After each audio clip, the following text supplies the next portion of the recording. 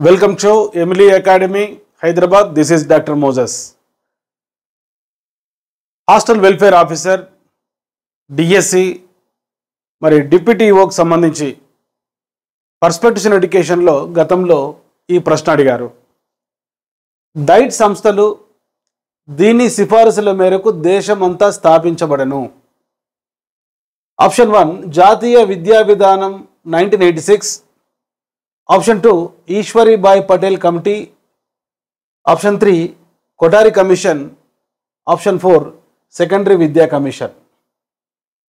So ఇంగ్లీష్లో కూడా ఒకసారి చూడండి. The establishment of diets all over the country is done according to the recommendations of option 1 national educational policy 1996. Option 2 Eshwari Bai Patel committee. Option 3 Kothari commission. Option 4 secondary education commission. ఎప్పుడైనా hostel welfare officer జాబ్కి సంబంధించి, డిఎస్సికి సంబంధించి, డివైఓకి సంబంధించి ఈ పర్స్పెక్టివ్ ఎడ్యుకేషన్లో ప్రశ్న అర్థం కాకపోతే, కరెక్ట్ ఆన్సర్ మీకు గుర్తుకు రాకపోతే ఎలిమినేషన్ ప్రాసెస్ స్టార్ట్ చేయండి. సో దీంట్లో ఏది ఎలిమినేట్ చేసుకోవచ్చు? First Eshwari Bai Patel committee. ఎందుకంటే ఇది కమిటీ వేరే, కమిషన్ వేరే.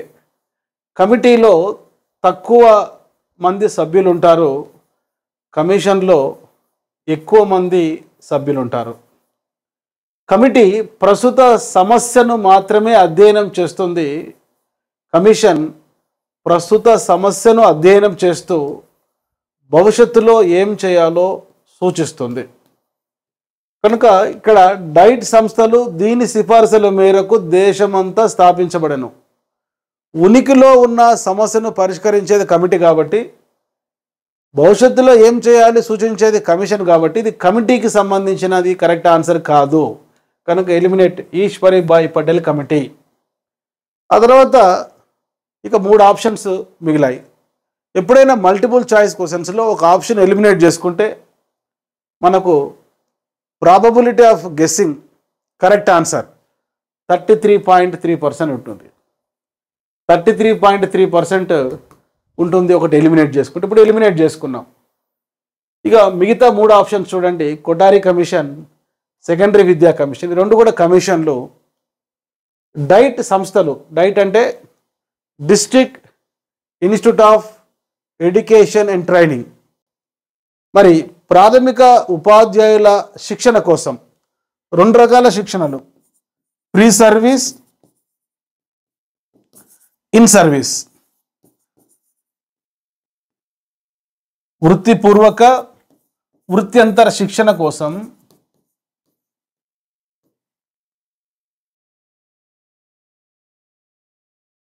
ప్రాథమిక ఉపాధ్యాయుల శిక్షణ కోసం, వృత్తిపూర్వక మరియు వృత్యంతర శిక్షణ కోసం నేషనల్ ఎడ్యుకేషనల్ పాలసీ 1986 ప్రతి జిల్లాలో ఒక డైట్ ప్రారంభించాలని సూచించింది. సో డైట్ అంటే ఇప్పుడే మనం చెప్పుకున్నాం, district institute of education and training. So ఉపాధ్యాయ విద్యకు సంబంధించిన శిక్షణా సంస్థలు మనం చూసుకుంటే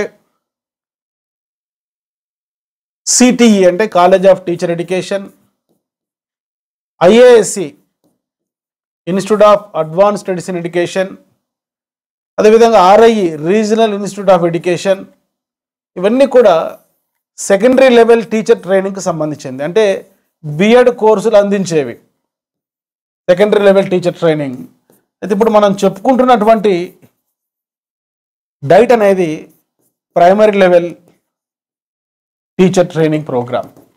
కనుక ఇక్కడ ఆన్సర్ ఏం తీసుకోవాలంటే నేషనల్ ఎడ్యుకేషనల్ పాలసీ 1986. ఈ వీడియో చివరి వరకు మీరు చూస్తే పర్స్పెక్టివ్ ఎడ్యుకేషన్కి సంబంధించి కొన్ని ముఖ్యమైన బిట్స్ మీరు తెలుసుకుంటారు. గతంలో ఇటువంటి ప్రశ్నలు అడుగుతున్నారు కాబట్టి మరి ముఖ్యమైన కమిటీలపైన, ముఖ్యమైన కమిషన్లపైన మీకు ఒక ప్రాథమిక అవగాహన ఉండాలి. సో గతంలో స్వాతంత్రానికి ముందు మనం గమనిస్తే 712లో అరబ్బుల దండయాత్ర సింధును ఆక్రమించుకున్న తర్వాత జరిగిన కొన్ని ముఖ్యమైన పరిణామాలు మనం చూసుకుంటే 1192లో మహమ్మద్ గోరి మొట్టమొదటి మక్తబ్ ప్రారంభించారు భారతదేశంలో. 1498లో వాస్కో డి గామా భారతదేశానికి సముద్ర మార్గాన్ని కనుక్కున్న తర్వాత 1575లో బాంద్రా వద్ద సెయింట్ ఫ్రాన్సిస్ జేవియర్, ఆయన డెడ్ బాడీ ఇప్పటికి కూడా సౌత్ గోవాలో ఉండే ఒక చర్చిలో ఉంది. ఈ సెయింట్ ఫ్రాన్సిస్ జేవియర్ మొట్టమొదటి ఆధునిక విద్యా కళాశాల సెయింట్ యాన్స్ ప్రారంభించారు మరి బాంద్రా వద్ద, మహారాష్ట్రలోని బాంద్రా వద్ద 1575.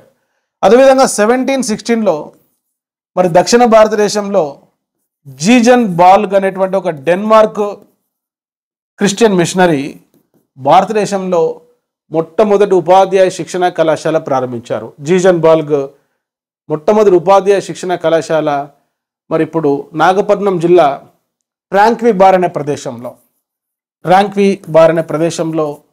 ప్రారంభించాడు. ఇక్కడ గుర్తుంచుకోండి 2 బిట్స్. ఏ సంవత్సరంలో మొట్టమొదటి ఆధునిక కళాశాల సెయింట్ యాన్స్ ప్రారంభించారంటే బాంద్రా. ఎవరు ప్రారంభించారంటే ఫ్రాన్సిస్ జేవియర్.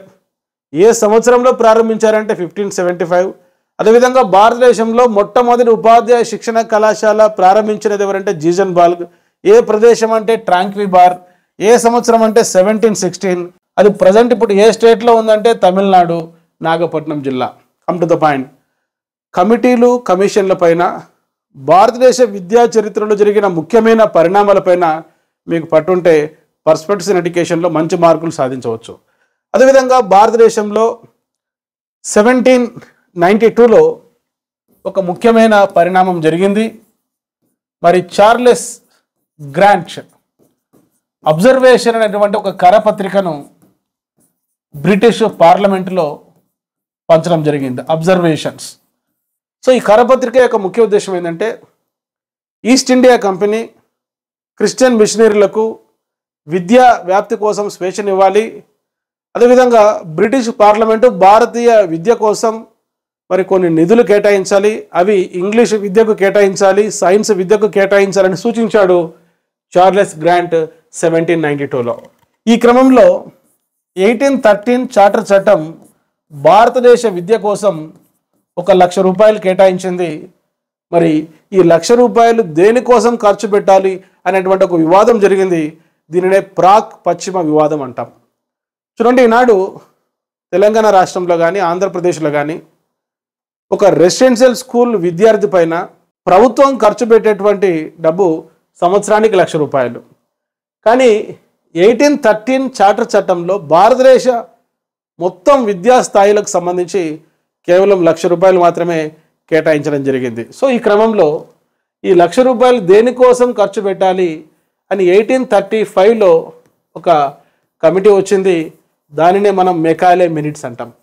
సో ఈ మెకాలే మినిట్స్ భారతదేశంలో ఆంగ్ల విద్యను బోధించాలి, అవి సమాజంలో చాలా ఉన్నత వర్గాల వారికి బోధిస్తే దిగువ వర్గాల వారు వారిని చూస్తూ అనుకరిస్తారని ఒక సిద్ధాంతాన్ని ప్రతిపాదించారు. అదే అధోముఖ వడపోత సిద్ధాంతం. సో దీన్నే మనం డౌన్వర్డ్ ఫిల్టరేషన్ థియరీ అంటాం. సో ఈ డౌన్వర్డ్ ఫిల్టరేషన్ థియరీ ప్రకారం భారతదేశంలో ఆంగ్ల విద్యకు పునాది పడడం జరిగింది. సో ఇది మెకాలే మినిట్స్కు సంబంధించిన కొన్ని ముఖ్యమైన అంశాలు. అదేవిధంగా మెకాలే ఏమంటాడంటే జాన్ లాక్ తత్వం తెలిసినవాడు, జాన్ మిల్టన్ కవిత్వం తెలిసినవాడే నిజమైన పండితుడు. సంస్కృత భాష, అరబిక్, పర్షియన్ భాషల స్థానంలో ఇంగ్లీష్ బోధించాలి. మరి భారతదేశంలో అరేబియా దేశాల్లో ఉన్న మొత్తం సాహిత్యం బ్రిటిష్ గ్రంథాలయంలోని ఒక రాకలోని పుస్తకాలకు సమానం కాదని విమర్శించాడు మెకాలే 1835లో. సో ఈ మెకాలే తర్వాత 1854లో వుడ్స్ డిస్పాచ్ వచ్చింది. వుడ్స్ డిస్పాచ్ చేసినటువంటి ప్రధానమైనటువంటి సూచనలలో మరి ఉమెన్ ఎడ్యుకేషన్, స్త్రీ విద్యకు ప్రాధాన్యత ఇవ్వాలి. భారతదేశంలో బొంబాయి, కలకత్తా, మెద్రాసు ప్రావిన్సులలో ఆధునిక విశ్వవిద్యాలయాలు స్థాపించాలి, అవి లండన్ విశ్వవిద్యాలయాన్ని పోలి ఉండాలని ఒక సూచన చేయడం జరిగింది వుడ్స్ డిస్పాచ్. అదేవిధంగా grant in aid system. So grant in aid system అంటే మరి ప్రైవేట్ మేనేజ్మెంట్కు అక్కడ పనిచేసేటువంటి ఉపాధ్యాయులకు ప్రభుత్వం శాలరీస్ ఇవ్వాలి. ఈ విధంగా ప్రభుత్వం మొత్తమే విద్యను మెయింటైన్ చేసేటువంటి భారం కొద్ది వరకు తప్పుతుంది. అని వుడ్స్ డిస్పాచ్ సూచించడం జరిగింది. ఈనాడు మనకు డైరెక్టరేట్ వ్యవస్థ ఉంది. ఈ డైరెక్టరేట్ వ్యవస్థకు నాంది పలికింది ఈ యొక్క వుడ్స్ డిస్పాచ్. ప్రతి ప్రావిన్సీకి ఒక డైరెక్టర్ ఫర్ స్కూల్ ఎడ్యుకేషన్ ఉండాలి అని సూచించాడు చార్లెస్ వుడ్ 1854. సో 1854 తర్వాత 1882 కమిషన్. 1882లో హంటర్ కమిషన్ వచ్చింది. ఈ హంటర్ కమిషన్ భారతదేశంలోని ప్రాథమిక విద్యను స్థానిక సంస్థలు నిర్వహించాలి. సో ఈ స్థానిక సంస్థలు అంటే మీకు తెలుసు local bodies. So Hunter commission సూచనలలో చాలా ముఖ్యమైనది మరి ఈ యొక్క ప్రాథమిక విద్యను స్థానిక సంస్థలు నిర్వహించాలి. మీకు తెలుసు 1902లో విశ్వవిద్యాలయాల కమిషన్ వచ్చింది. 1904లో విశ్వవిద్యాలయాల చట్టం వచ్చింది. భారతదేశంలో స్వాతంత్రానికి ముందు జరిగిన కొన్ని ముఖ్యమైన పరిణామాలు విద్యకు సంబంధించి నేను ఎక్స్ప్లెయిన్ చేస్తున్నాను. నోట్స్ దగ్గర పెట్టుకొని రాసుకుంటే ఈ పాయింట్స్ అన్నీ కూడా రేపు డిఎస్సిలో హాస్టల్ వెల్ఫేర్ ఆఫీసర్కి సంబంధించి డివైఈఓకి సంబంధించి కొన్ని ముఖ్యమైన బిట్స్ వచ్చేటువంటి అవకాశం ఉంది. అదేవిధంగా 1910వ సంవత్సరంలో ఇంపీరియల్ లెజిస్లేటివ్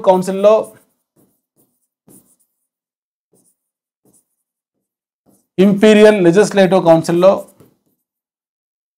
గోపాలకృష్ణ గోఖలే, ఆనాటి స్వాతంత్రోద్యమ నాయకుడు గోపాలకృష్ణ గోఖలే ఒక ముఖ్యమైన బిల్ ప్రవేశపెట్టాడు. ఆ బిల్ యొక్క ముఖ్య ఉద్దేశం ఏంటంటే భారతదేశంలో ఉచితంగా నిర్బంధంగా ప్రాథమిక విద్య అందించాలని సూచించాడు. సో ఉచిత నిర్బంధ ప్రాథమిక విద్య 2010 ఏప్రిల్ 1 నుంచి భారతదేశంలో అమలైంది. యాదృచ్ఛికంగా గోపాలకృష్ణ గోఖలే ఇంపీరియల్ లెజిస్లేటివ్ కౌన్సిల్లో ప్రవేశపెట్టిన బిల్లు వీగిపోయినప్పటికీ కూడా ఆ తర్వాత 100 సంవత్సరాల తర్వాత ఆ కళ సాకారమైంది. భారతదేశంలో 21A ఆర్టికల్ కింద ఉచిత నిర్బంధ ప్రాథమిక విద్య ఒక ప్రాథమిక హక్కుగా. ఆ తర్వాత 1917లో శాడ్లర్ కమిషన్ వచ్చింది భారతదేశంలో. ఈ శాడ్లర్ కమిషన్కు మరొక పేరు కలకత్తా విశ్వవిద్యాలయాల కమిషన్.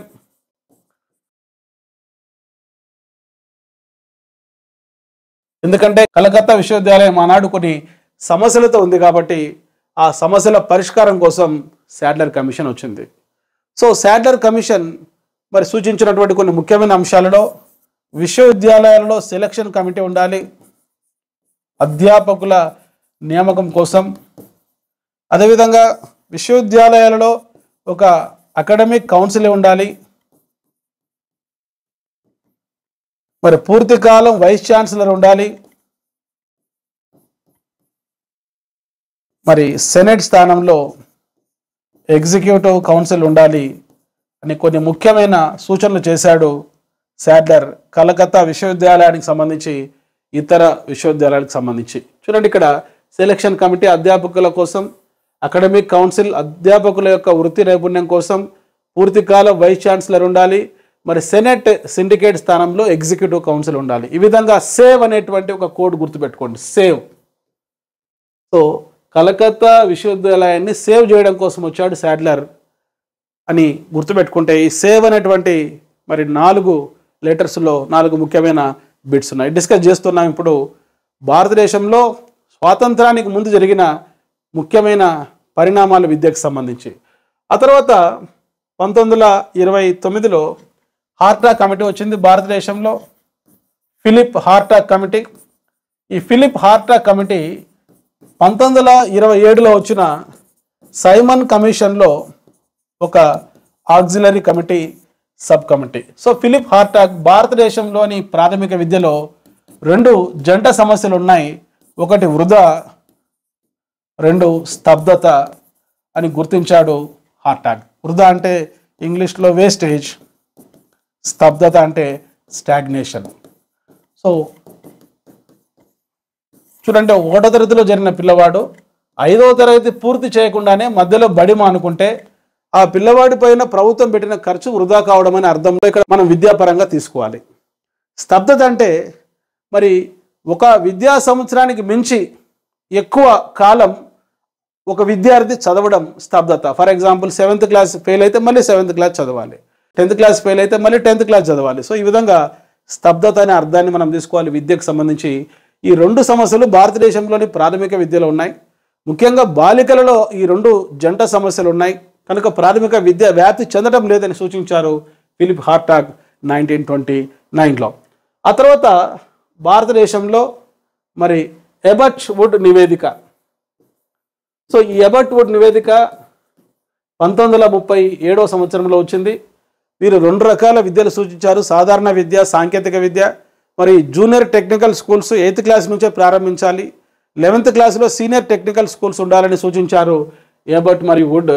ఎబర్ట్ వుడ్ నివేదిక పారిశ్రామిక అవసరాలు తీర్చే విద్యగా ఉందని భావించిన మహాత్మా గాంధీ 1937లో భారతదేశంలోని గ్రామీణ ప్రాంతాల యొక్క అవసరాలు తీర్చేటువంటి విద్య బేసిక్ ఎడ్యుకేషన్ ప్రతిపాదించాడు. ఈ బేసిక్ ఎడ్యుకేషన్ని మనం తెలుగులో ప్రాతిపదిక విద్య అంటాం. సో ఈ ప్రాతిపదిక విద్య ప్రతిపాదిస్తూ మహాత్మా గాంధీ ఒక స్లోగన్ ఇవ్వడం జరిగింది, అది సంపాదిస్తూ నేర్చుకో. సంపాదిస్తూ నేర్చుకో అనేటువంటి స్లోగన్ ఇంగ్లీష్లో లెర్నింగ్ వైల్ ఎర్నింగ్. ఎట్లా సంపాదిస్తూ నేర్చుకుంటారు? సింపుల్. ఇక్కడ బేసిక్ ఎడ్యుకేషన్లో బేసిక్ నీడ్స్ తీర్చేటువంటి క్రాఫ్ట్ సెంటర్డ్ ఎడ్యుకేషన్ మనం బోధించడం వల్ల విద్యార్థి ఒక స్కిల్ నేర్చుకుంటాడు. ఆ స్కిల్ ద్వారా విద్యార్థి మరి డబ్బు సంపాదిస్తాడనే భావనతో బేసిక్ ఎడ్యుకేషన్ ప్రాతిపదిక విద్యను మహారాష్ట్రలోని వార్దా అనేటువంటి ప్రదేశంలో ప్రతిపాదించాడు కాబట్టి దీన్ని వార్దా ఎడ్యుకేషన్ ప్లాన్ అని కూడా అంటారు. ఈ వార్దా ఎడ్యుకేషనల్ ప్లాన్కు స్టీరింగ్ కమిటీ చైర్మన్ ఎవరంటే జాకిర్ హుస్సేన్. ఇది ఒకసారి ఎంఎడ్ ఎంట్రన్స్లో కూడా అడగడం జరిగింది. సో ఈ పాయింట్స్ అన్నీ కూడా నోట్స్ రాసుకుంటూ మీరు వింటే పర్స్పెక్టివ్స్ ఇన్ ఎడ్యుకేషన్లో కొన్ని ముఖ్యమైన బిట్స్కు మీరు రేపు ఎగ్జామ్ డిఎస్సిలో కానీ హెచ్డబ్ల్యూఓలో కానీ డివైఓలో కానీ అడిగినప్పుడు ఆన్సర్ చేసేటువంటి అవకాశం ఉంది. ఆ తర్వాత మీకు తెలుసు 1939 నుంచి 1945 వరకు 2వ ప్రపంచ యుద్ధం జరిగింది. అప్పుడు భారతదేశ విద్య పైన బ్రిటిష్ ప్రభుత్వం ఎటువంటి ఖర్చు చేయలేదు. దీనికి కారణం ఈ బ్రిటన్ కూడా 2వ ప్రపంచ యుద్ధంలో పాల్గొని ఆర్థికంగా నష్టపోవడం జరిగింది. సో ఈ క్రమంలో 1944లో సార్జెంట్ రిపోర్ట్ వచ్చింది భారతదేశంలో. సో ఈ సార్జెంట్ రిపోర్టుకు ఒక పేరుంది, యుద్ధానంతర విద్యా పథకం. యుద్ధానంతర విద్యా పథకం. ఎందుకు దీనిని యుద్ధానంతర విద్యా పథకం, పోస్ట్ వార్ ఎడ్యుకేషనల్ ప్లాన్ అన్నారంటే 2వ ప్రపంచ యుద్ధం తర్వాత వచ్చింది కాబట్టి సార్జెంట్ రిపోర్ట్కు మరొక పేరు యుద్ధానంతర విద్యా పథకం. సో సార్జెంట్ నర్సరీ విద్య దగ్గర నుంచి పీజీ విద్య వరకు అనేక సూచనలు చేయడం జరిగింది. 1939 నాటికి బ్రిటన్లో ఉన్న విద్యా వ్యవస్థను భారతదేశ విద్యా వ్యవస్థ చేరుకోవాలంటే 40 సంవత్సరాల సమయం పడుతుందని చెప్పాడు. దీనికి కారణం ఏంటంటే అప్పుడు బ్రిటన్లో ప్రతి విద్యార్థి పైన 33 రూపాయలు ఖర్చు పెడుతుంటే భారతదేశంలోని విద్యార్థి పైన సగటున 89 పైసలు మాత్రమే ఖర్చు పెడుతూ ఉండడం వల్ల ఈ యొక్క సార్జెంట్ తన రిపోర్ట్ సబ్మిట్ చేస్తూ 1939 నాటికి బ్రిటన్లో ఉన్నటువంటి విద్యా వ్యవస్థను భారతదేశం చేరుకోవాలంటే 40 సంవత్సరాల సమయం పడుతుందని చెప్పడం జరిగింది. ఇది బ్రిటిష్ విద్యా విధానంలో వచ్చినటువంటి చివరి కమిటీ. ఆ తర్వాత స్వాతంత్రానంతరం 1948లో మీకు తెలుసు విశ్వవిద్యాలయాల కమిషన్ వచ్చింది 1948. సో ఈ విశ్వవిద్యాలయ కమిషన్కు చైర్మన్ సర్వేపల్లి రాధాకృష్ణన్ కనుక ఈ కమిషన్కి మరొక పేరు Radhakrishnan commission. So Radhakrishnan commission చేసినటువంటి ముఖ్యమైన సూచనలలో యూజీసీ ఏర్పాటు చేయాలి, విశ్వవిద్యాలయాల్లో మరి అధ్యాపకులను 3 రకాలుగా గుర్తించాలి, లెక్చరర్స్, రీడర్స్, ప్రొఫెసర్స్ అని చెప్పాడు సర్వేపల్లి రాధాకృష్ణన్. ఆ తర్వాత భారతదేశ విద్యలో వచ్చినటువంటి మరొక ముఖ్యమైనటువంటి కమిటీ 1952లో మొదలియార్ కమిషన్. సో మీకు తెలుసు మొదలియార్ కమిషన్కు మరి ఒక పేరు సెకండరీ ఎడ్యుకేషన్ కమిషన్. ఎందుకు దీన్ని మనం సెకండరీ ఎడ్యుకేషన్ కమిషన్ అన్నామంటే ఇది సెకండరీ ఎడ్యుకేషన్కు సంబంధించింది కాబట్టి. ఎందుకు దీనిని మొదలియార్ కమిషన్ అన్నామంటే లక్ష్మణస్వామి మొదలియార్, ఆనాటి Madras university vice chancellor Lakshmanaswami Mudaliar మరి ఈ కమిషన్కు చైర్మన్ కాబట్టి మొదలియార్ కమిషన్ అంటారు. సో ఈ మొదలియార్ కమిషన్ సూచనలలో చాలా ముఖ్యమైనటువంటి సూచన ఏంటంటే 5+3+4+3 విద్యా స్వరూపం ఉండాలని చెప్పాడు. సో ఇక్కడ 5 అంటే ప్రాథమిక విద్య, ఇక్కడ 3 అంటే ఉన్నత విద్య అంటే డిగ్రీ విద్య. ఇది సో ఈ ప్రాథమిక విద్యకు ఉన్నత విద్యకు ఒక బలహీనమైనటువంటి లింక్ సెకండరీ విద్య అని సర్వేపల్లి రాధాకృష్ణన్ చెప్పాడు. కనుక ఈ 3+4 అనేది 7 ఇయర్స్ సెకండరీ విద్యకు సంబంధించింది ఈ యొక్క మొదలియార్ కమిషన్ సూచనల మేరకు. సో ఈ 3+4లో 3 అంటే ఇక్కడ 6, 7, 8 తరగతులు, 4 అంటే 9, 10, 11, 12 తరగతులు. ప్రాథమిక అంటే మీకు తెలుసు first class to 5th class, మరి ఇంటర్ తర్వాత డిగ్రీ ఉంటుంది. ఈ విధంగా విద్యా స్వరూపాన్ని సూచించాడు మొదలియార్. సో 3+4 7 ఇయర్స్ సెకండరీ విద్యకు సంబంధించింది. సో దీంట్లో భాగంగా మల్టీపర్పస్ స్కూల్స్ ప్రారంభించాలంటాడు ఈ యొక్క మొదలియార్. సో మొదలియార్ కమిషన్ తర్వాత 1957లో national committee for women education Durgabai Deshmukh నేతృత్వంలో వచ్చినటువంటి మరి స్త్రీ విద్యకు సంబంధించిన నేషనల్ కమిటీ 1957లో వచ్చింది. సో దీనికి రివ్యూగా 1962లో హన్స్ మెహతా కమిటీ వచ్చింది. 1963లో భక్తవత్సలం కమిటీ వచ్చింది. సో ఇవన్నీ కూడా బాలిక విద్య, స్త్రీ విద్యకు సంబంధించినవి. భక్తవత్సలం కమిటీ 1963, 1962లో హన్స్ మెహతా కమిటీ వచ్చింది. 1957 Durgabai Deshmukh committee on women education రావడం జరిగింది. ఆ తర్వాత భారతదేశంలో అతి ముఖ్యమైనటువంటి విద్యా విధానానికి, మొదటి జాతీయ విద్యా విధానానికి ఆధారమైనటువంటిది 1964లో కొఠారి కమిషన్ వచ్చింది. 66లో తన రిపోర్ట్ సబ్మిట్ చేశాడు దౌలత్ సింగ్ కొఠారి. సో ఈ కొఠారి కమిషన్కు మరొక పేరు ఇండియన్ ఎడ్యుకేషన్ కమిషన్, దీనికి మరొక పేరు కొఠారి కమిషన్. ఎందుకంటే దౌలత్ సింగ్ కొఠారి ఈ కమిషన్కు చైర్మన్ కాబట్టి. కొఠారి అప్పుడు అనుభవిస్తున్నటువంటి పదవి యూజీసీ చైర్మన్. ఆనాటి విద్యాశాఖ మంత్రి ఎవరంటే చాగ్లాకు తన నివేదిక సబ్మిట్ చేస్తూ కొఠారి ఏమంటాడంటే the future of India is being shaped in the 4 walls of the class room. భారతదేశ భవిష్యత్తు తరగతి గదుల్లో తీర్చిదిద్దబడుతుందంటూ ఒక విద్యా స్వరూపాన్ని ప్రతిపాదించాడు దౌలత్ సింగ్ కొఠారి. అది 10+2+3. ఇక్కడ 3 అంటే త్రిభాషలని కూడా గుర్తుపెట్టుకోండి. సో భారతదేశంలో ఉండేటువంటి భాషా బోధనకు తెరదించుతూ దౌలత్ సింగ్ కొఠారి 3 భాషలను ప్రతిపాదించారు. ఇందులో మాతృభాష, 2 జాతీయ భాషగా హిందీ, 3 విదేశీ భాషగా ఇంగ్లీష్. సో కొఠారి ప్రతిపాదించినటువంటి విద్యా స్వరూపం 10+2+3. సో ఇందాకనే నేను చెప్పాను ఈ యొక్క మొదలియార్ కమిషన్ ప్రతిపాదించినటువంటి విద్యా స్వరూపం 5+3+4+3.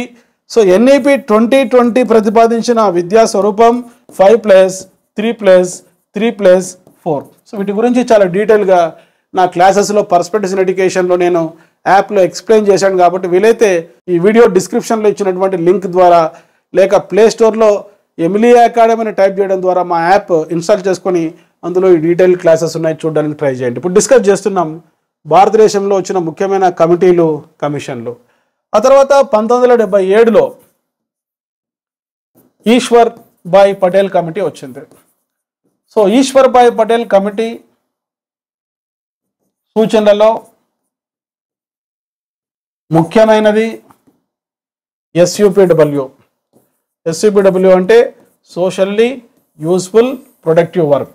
సో ఇది first class to 10th class వరకు ఉండేటువంటి కరికులంను రివ్యూ చేసేటువంటి committee Ishwarbhai Patel committee. మీకు తెలుసు 1975లో మొట్టమొదటి నేషనల్ కరికులం ఫ్రేమ్వర్క్ను NCERT తయారు చేసింది. భారతదేశంలో అత్యవసర పరిస్థితి ఉన్నప్పుడు కనుక ఈ కరికులంను రివ్యూ చేయడానికి వచ్చింది 1977లో ఈశ్వర్భాయ్ పటేల్ కమిటీ. అయితే ఇంటర్మీడియట్కి సంబంధించి ఆ తర్వాత 1 ఇయర్కు 1978లో మాల్కమ్ ఆదిశేషయ్య కమిటీ వచ్చింది. So Malcolm Adiseshaiah committee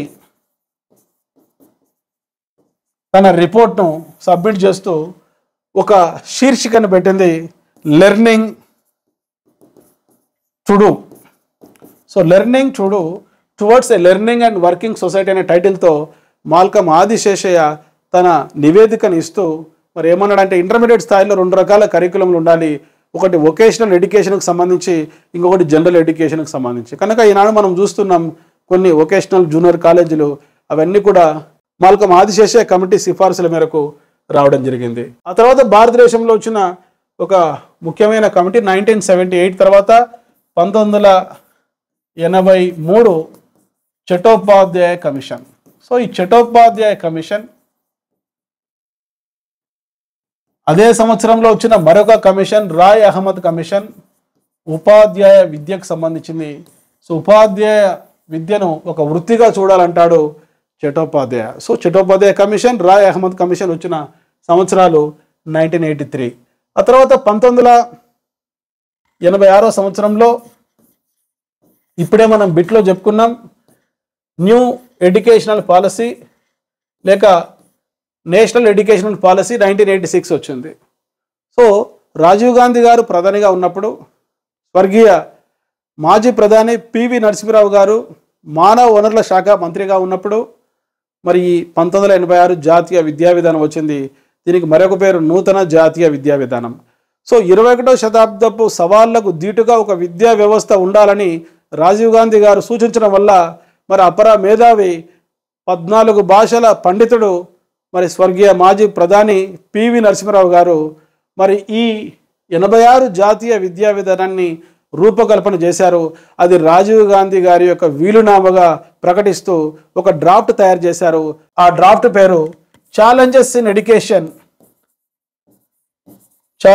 education ఏ పాలసీ పర్స్పెక్టివ్స్. సో ఈ డ్రాఫ్ట్ ద్వారా దేశవ్యాప్తంగా చర్చలు నిర్వహించి ఒక విద్యా విధానాన్ని రూపొందించారు. ఇది భారతదేశంలో 2వ జాతీయ విద్యా విధానం. సార్ మొదటి జాతీయ విద్యా విధానం ఎప్పుడు వచ్చింది? 86ను రివర్స్లో మీరు చదువుకోండి. 68లో తొలి జాతీయ విద్యా విధానం వచ్చింది. 86లో 2వ జాతీయ విద్యా విధానం వచ్చింది. 2020లో కస్తూరి రంగన్ నేతృత్వంలో వచ్చిన విద్యా విధానం 3వ జాతీయ విద్యా విధానం. సో 86 జాతీయ విద్యా విధానం సూచనల మేరకు డైట్లు ప్రారంభించబడ్డాయి. మినిమం లెవెల్ ఆఫ్ లెర్నింగ్కు ప్రాధాన్యత ఇవ్వబడింది. ఎర్లీ చైల్డ్హుడ్ కేర్ అండ్ ఎడ్యుకేషన్కు ప్రాధాన్యత ఇవ్వబడింది. నవోదయ విద్యాలయాలు ప్రారంభించారు. సో భారతదేశ విద్యా చరిత్రలో 1986 జాతీయ విద్యా విధానాన్ని సమీక్షించడానికి 2 ముఖ్యమైన కమిటీలు వచ్చాయి. దాంట్లో భాగంగా 1990లో ఆచార్య రామమూర్తి కమిటీ. సో ఆచార్య రామమూర్తి కమిటీ సూచనలలో మరి పూర్వ ప్రాథమిక విద్య ప్రీ ప్రైమరీ ఎడ్యుకేషన్ను ఒక ఆదేశ సూత్రం చేయాలి. అదేవిధంగా ప్రాథమిక విద్యను ఒక ప్రాథమిక హక్కుగా చేయాలి. చాలా ఇంపార్టెంట్ సూచనలు. ఆచార్య రామమూర్తి కమిటీ ఏమన్నాడంటే, విద్య అందరికి అందాలంటే పూర్వ ప్రాథమిక విద్య ఎర్లీ చైల్డ్హుడ్ ఎడ్యుకేషన్ ఒక ఆదేశ సూత్రం చేయాలి డైరెక్టివ్ ప్రిన్సిపల్గా. ప్రాథమిక విద్య ప్రైమరీ ఎడ్యుకేషన్ను ఒక ఫండమెంటల్ రైట్గా చేయాలన్నాడు. ఇది సాధ్యమా కాదా అని ఆ తర్వాత 1990 దశకంలో సైకియా కమిటీ వచ్చింది. ఈ సైకియా కమిటీ సూచనల మేరకు 2002లో 86వ రాజ్యాంగ సవరణ ద్వారా ఆర్టికల్ 45ను రీప్లేస్ చేస్తూ 21A కింద జీవించే హక్కుకు అనుబంధంగా ఉచిత నిర్బంధ ప్రాథమిక విద్య మరి దేశంలో అమలు చేయడం జరిగింది. చెప్పుకుంటున్నాం ఇప్పుడు మనం భారతదేశంలో విద్యా చరిత్రలో వచ్చిన కొన్ని ముఖ్యమైన కమిటీలు, కమిషన్లు. ఇవి నేర్చుకుంటే 1-2 బిట్స్ మీకు డిఎస్సిలో కానీ హెచ్డబ్ల్యూఓలో కానీ డివైఈఓలో కానీ రావడానికి అవకాశం ఉంది. 1992లో ఎన్ జనార్దన్ రెడ్డి కమిటీ వచ్చింది.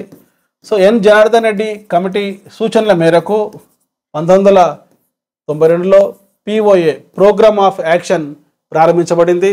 ఆ తర్వాత 1993లో యశ్పాల్ కమిటీ వచ్చింది. సో ఈ Yashpal committee learning without burden అనేటువంటి శీర్షికతో తన రిపోర్ట్ను సబ్మిట్ చేయడం జరిగింది ఆనాటి ప్రభుత్వానికి. 1993లో యశ్పాల్ కమిటీ ఎందుకు వచ్చిందంటే ఆనాటి రాజ్యసభ సభ్యుడు ఆర్కే నారాయణన్ అనేటువంటి విద్యావేత్త ఒక పెద్ద పుస్తకాల బ్యాగుతో మరి రాజ్యసభలో అడుగుపెట్టాడు. అందరూ విస్మయం చెందారు. ఎందుకు ఇంత పెద్ద బ్యాగ్ తీసుకొని వచ్చావు రాజ్యసభ కంటే?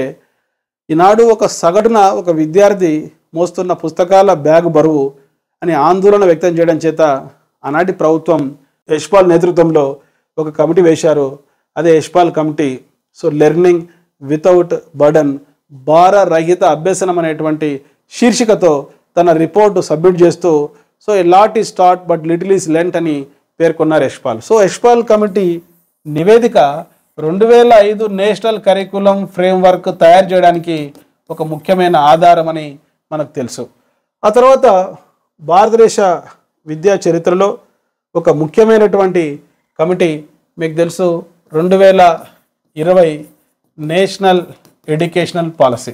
సో నేషనల్ ఎడ్యుకేషనల్ పాలసీ 2020 మరి చైర్మన్ ఎవరంటే కస్తూరి రంగన్. సో ఈ నేషనల్ ఎడ్యుకేషనల్ పాలసీ 2020 ప్రకారం 2030 నాటికి పాఠశాల వెలుపల ఉన్నటువంటి బాలికలను పాఠశాలలోకి తీసుకొని రావడం, దశల వారీగా national curriculum framework for secondary education, national curriculum for teacher education రూపొందించాలని సూచించారు. ఈ క్రమంలో national curriculum framework for secondary education 2023 వచ్చింది.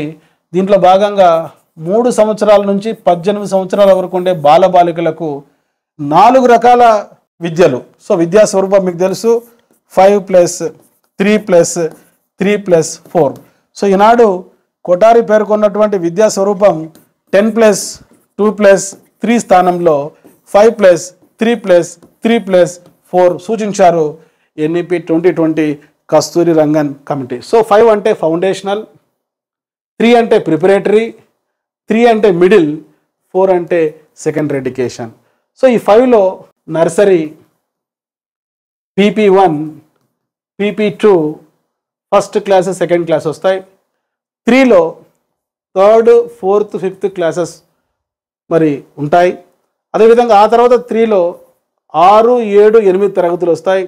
ఈ 4, 9, 10, 11, 12 తరగతులకు సంబంధించింది. చాలా ఇంపార్టెంట్. ఎన్ఈపి 2020 ప్రతిపాదించిన ఎడ్యుకేషనల్ స్ట్రక్చర్ 5+3+3+4. సో ఈ 4 విద్యా స్థాయిలకు సంబంధించి కరికులం ఏ విధంగా ఉండాలో 2023 national curriculum framework for secondary education రూపొందించారు ఎన్సీఆర్టీ. డియర్ స్టూడెంట్స్, ఇప్పటివరకు కనీసం మీరు ఒక 100 బిట్స్ నేర్చుకొని ఉంటారు. స్వాతంత్రానికి ముందు ముఖ్యమైన కమిటీలు, కమిషన్లు, స్వాతంత్రానంతరం వచ్చిన ముఖ్యమైన కమిటీలు, కమిషన్లు. సో ఈ వీడియో రిపీట్ చేసుకుంటూ నోట్స్ రాసుకుంటే ఈ 100 బిట్స్లో నుంచి కొన్ని బిట్స్ డిఎస్సికి కానీ, హెచ్డబ్ల్యూకి కానీ, డివైఓకి కానీ రావడానికి అవకాశం ఉంది. సో ఇటువంటి మరిన్ని వీడియోస్ కోసం మీరు వెంటనే మా YouTube channel doctor Moses Emily subscribe చేసుకోండి. సో దీనివల్ల మీకు మంచి కంటెంట్తో కూడుకున్నటువంటి, క్వాలిటీతో కూడుకున్నటువంటి క్లాసెస్ ఎడ్యుకేషన్కి సంబంధించి, సైకాలజీకి సంబంధించి, పెడగాజీకి సంబంధించి నేను ఎక్స్ప్లెయిన్ చేస్తాను. కాబట్టి ఈ వీడియో చూస్తూ మీరు నోట్స్ రాసుకుంటే కొన్ని విషయాలు మీరు తెలుసుకోగలుగుతారు. అదేవిధంగా ఒకవేళ మీరు హాస్టల్ వెల్ఫేర్ ఆఫీసర్ జాబ్కు ప్రిపేర్ అవుతుంటే, డిఎస్సికి ప్రిపేర్ అవుతుంటే, టెట్ రాసే అభ్యర్థులు ఉంటే, డిప్యూటీ ఎడ్యుకేషనల్ ఆఫీసర్ జాబ్కు ప్రిపేర్ అయ్యే వాళ్ళు ఉంటే, సో ఈ కోర్సులకు సంబంధించి educational psychology, perspectives in education, pedagogy Telugu మీడియంలో, ఇంగ్లీష్ మీడియంలో ఎమిలీ అకాడమీ అనే మా మొబైల్ యాప్లో ఉన్నాయి. సో ఈ ఎమిలీ అకాడమీ మొబైల్ యాప్ మీ ఫోన్లో ఉండడం వల్ల మీ ఇంటి దగ్గర నుంచి మీ ఫోన్ చూస్తూ మరి ఈ కష్టమైన సబ్జెక్ట్స్ మీరు నేర్చుకోవచ్చు. ఇప్పుడు ఓన్లీ ఒక శాంపిల్ మాత్రమే నేను మీకు చెప్పాను.